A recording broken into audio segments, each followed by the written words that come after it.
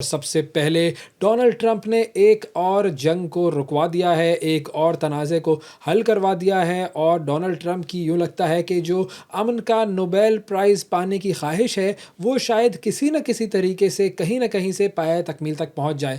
آذربائیجان اور آرمینیا یہ دونوں ممالک ایسے ہیں جن کا تنازع کافی عرصے سے چل رہا تھا۔ نگورنو کاراباخ کا جو علاقہ ہے، جو سرحدی علاقہ ہے، اس سرحدی علاقے پر یہ دونوں ممالک جو ہیں وہ ایک دوسرے کے آمنے سامنے تھے، اور اب ان دونوں ممالک کے جو سربراہان ہیں وہ وائٹ ہاؤس پہنچے۔ ڈونلڈ ٹرمپ کی نگرانی میں انہوں نے امن کے معاہدے پر دستخط کر دیے ہیں، اور ڈونلڈ ٹرمپ نے گواہ کی حیثیت سے اس امن معاہدے پر دستخط کر دیے ہیں۔ تو یوں ان دونوں ممالک کے درمیان اب امن ہو گیا ہے، اور ایک بہت بڑا تنازع ہے جو کہ ڈونلڈ ٹرمپ نے حل کروا دیا ہے۔ اب اس موقع پر جو آذربائیجان کے صدر ہیں الہام علیوف، اور جو آرمینیا کے وزیر اعظم ہیں نکول پشینیان، انہوں نے ڈونلڈ ٹرمپ سے ملاقات کی، اور امن معاہدہ جو ہے وہ ان کی نگرانی میں سائن ہوا۔ اب اس حوالے سے صدر ٹرمپ نے جو تقریر کی اس کے اندر انہوں نے یہ کہا کہ جی دونوں ممالک جو ہیں ان دونوں کے درمیان یہ بہت بڑا تنازع تھا، اور میں نے یہ ایک تنازع جو ہے وہ حل کروا دیا، اور میں نے ان دونوں ممالک کو سمجھایا کہ لڑائی مت کرو، تجارت کرو۔ اور انہوں نے اس مرتبہ پھر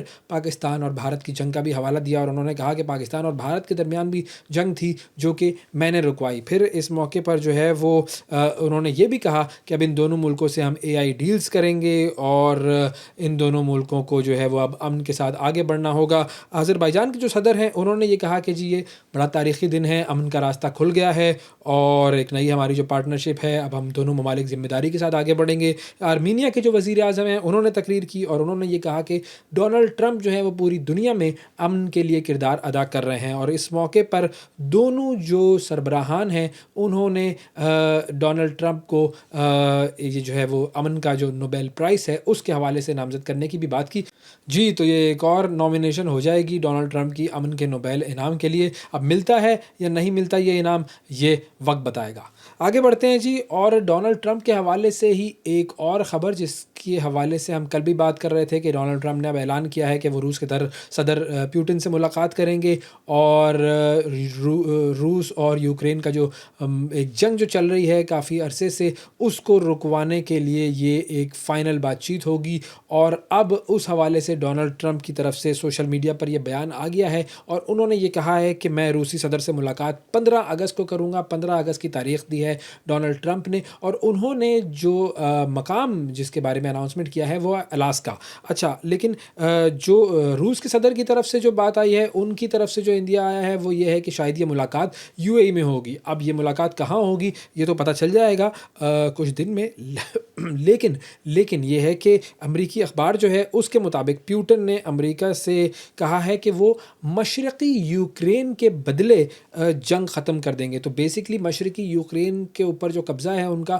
وہ نہیں چھوڑیں گے، اور وہ علاقہ جو ہے وہ روس کے قبضے میں چلا جائے گا، اور اس کے بدلے میں جو ہے وہ یہ جنگ ختم ہو جائے گی۔ اور ٹرمپ نے کہا ہے کہ ہم کچھ علاقے دیں گے اور کچھ علاقے لیں گے، اور یعنی کہ کچھ لو اور کچھ دو کے حوالے سے پھر یہ معاملہ جو ہے وہ یہ طے ہو جائے گا۔ تو اب دیکھتے ہیں کہ یہ جو دوسری ایک جنگ ہے، ہم چونکہ غزہ اور اسرائیل کی جب بات کرتے ہیں جو ایک سب سے امپورٹنٹ معاملہ یہ ہے، پھر اس کے بعد دوسرا یہ ایک معاملہ ہے جو کہ ڈونلڈ ٹرمپ نے کہا تھا کہ میں سالو کروا دوں گا۔ اب دیکھتے ہیں کہ یہ معاملہ کب سالو ہوتا ہے۔ آگے بڑھتے ہیں اور بات کرتے ہیں اسرائیل فلسطین تنازع کے حوالے سے بہت بڑا اعلان سامنے آیا ہے نتن یاہو کا، جس کے حوالے سے ہم نے کل بھی بات کی تھی۔ نتن یاہو نے یہ کہا کہ غزہ پر میں مکمل کنٹرول کرنا چاہتا ہوں۔ اب اس حوالے سے اسرائیلی جو سیکیورٹی کابینہ ہے اس نے غزہ پر فوجی قبضے کی منظوری دے دی ہے۔ سب سے امپورٹنٹ چیز تو یہ ہے، اور اس حوالے سے 5 مراحل جو ہیں ان کے بارے میں بات ہو رہی ہے کہ 5 مرحلوں پر یہ قبضہ جو ہے وہ مکمل کیا جائے گا۔ تو ایک تو یہ بڑی امپورٹنٹ چیز ہو گئی۔ دوسری چیز یہ ہے کہ اب جب یہ اعلان ہوا ہے تو اس پر آپ ذرا ریاکشن دیکھیے۔ ایک ہے جی نان مسلم ممالک اور ایک ہے مسلم ممالک، ان کا ریاکشنز میں آپ کو بتاتا ہوں۔ سب سے پہلے بات ہوتی ہے جی آسٹریلیا اور برطانیہ۔ آسٹریلیا اور برطانیہ دونوں نے اس حوالے سے بڑا سخت رد عمل دیا ہے، اور اسرائیل کو اس حوالے سے تنبیہ کی ہے۔ دوسری طرف اچھا حماس نے بھی اس پر سخت رد عمل دیا ہے۔ دوسری طرف اگر ہم مصر کی بات کریں تو مصر نے ایک بہت بڑا معاہدہ کیا ہے اسرائیل سے، اور یہ اسرائیل کی تاریخ کا سب سے بڑا تجارتی معاہدہ ہے. یہ $35 ارب کی ڈیل ہے جو کہ مصر اور اسرائیل میں ہوئی ہے. اب اس پورے معاملے پر آئیے دیکھتے ہیں یہ رپورٹ. بلی تھیلے سے باہر آ گئی. اسرائیل کے عزائم بے نقاب. جنگ کی آڑ میں فلسطینیوں کی نسل کشی اور بے گھر کرنے کا مشن اگلے مرحلے میں داخل. اسرائیل نے غزہ پر مکمل فوجی قبضے کا اعلان کر دیا. اسرائیلی سیکیورٹی کابینہ نے منظوری دے دی. غزہ پر مکمل قبضے کے لیے 5 نکات جاری. حماس کو غیر مسلح کرنا پہلا مرحلہ. یرغمالیوں کی واپسی ہتھیاروں کا خاتمہ منصوبے میں شامل. چوتھے مرحلے میں غزہ پٹی پر مکمل قبضہ کر لیا جائے گا اور 5ویں مرحلے میں اسرائیل نواز نئی سول انتظامیہ کی تشکیل کی جائے گی. حماس کی اسرائیلی وزیر اعظم کی بیان کی سخت مذمت. اسرائیل کو غزہ پر مکمل کنٹرول کرنے کی اجازت نہیں دیں گے. حماس نے واضح اعلان کر دیا. غزہ پر فوجی کنٹرول کے متنازع اسرائیلی منصوبے پر برطانیہ اور آسٹریلیا کا بھی سخت رد عمل سامنے آ گیا. آسٹریلیائی وزیر خارجہ کا کہنا تھا کہ اسرائیل غزہ پر فوجی قبضہ کر کے انسانی بحران کو مزید سنگین بنا دے گا. برطانوی وزیر اعظم نے بھی غزہ میں حملے مزید تیز کرنے کا اسرائیلی فیصلہ غلط قرار دے دیا. دوسری طرف مسلم ملک مصر کی اسرائیل سے بڑی ڈیل $35 ارب مالیت کا گیس معاہدہ طے کر لیا.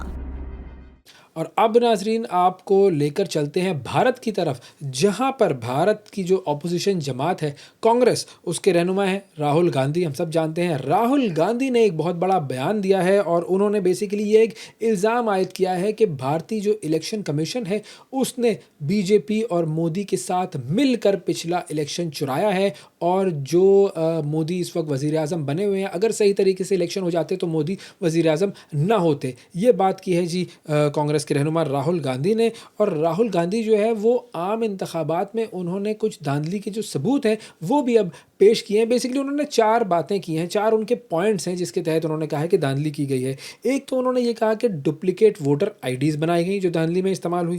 دوسرا انہوں نے یہ کہا کہ کچھ حلقوں میں مکانوں کے جعلی ایڈریسز جو تھے وہ بنائے گئے تھے. پھر انہوں نے یہ کہا تیسری چیز کہ جعلی تصاویر کا بھی استعمال کیا گیا تھا پچھلے الیکشنز میں. اور انہوں نے ایک فگر بھی دیا ہے جو چوتھی بات انہوں نے کی بڑی امپورٹنٹ، وہ یہ کہ کم سے کم 100 سے زائد نشستوں پر ہیرا پھیری کی گئی تھی پچھلے انتخابات میں. اور الیکشن کمیشن نے جو کچھ کیا ہے، یہ بڑے انہوں نے صاف الفاظ میں کہا ہے راہل گاندھی نے کہ الیکشن کمیشن نے جو کچھ کیا ہے وہ مکمل طور پر ملک سے غداری ہے اور آئین سے غداری ہے. اور راہل گاندھی نے اس دھاندلی کے خلاف کارروائی کا بھی اعلان کر دیا ہے. اب ذرا سچویشن جو ہے وہ بھی میں آپ کو بتا دوں، لوک سبھا کی، بھارت کی لوک سبھا کی جو سچویشن ہے 543 کا ایوان ہے، 543 کا ایوان، اور اس میں بی جے پی کی سربراہی میں قائم ایک اتحاد ہے جس کو ہم کہتے ہیں جی نیشنل ڈیموکریٹک الائنس NDA.